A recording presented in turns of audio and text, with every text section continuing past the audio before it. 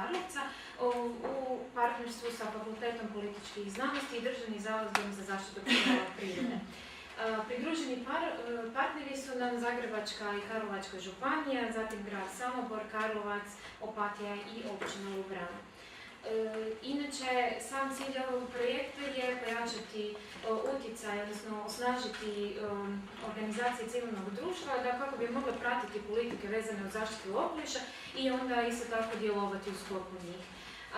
Specifični ciljevi, kao što vidimo, je upravo to, znači ojačavanje, ali isto tako i stvaranje i povezivanje lokalne samouprave sa udrugama, njihovim lokalnim udrugama kako bi lakše mogli to štititi okoliš. Imali smo na projektu različite aktivnosti. Na prva aktivnost je bila u Opatiji kada smo imali radionicu o pristupu informacijama i poslije toga smo imali zapravo jako puno drugih različitih seminara i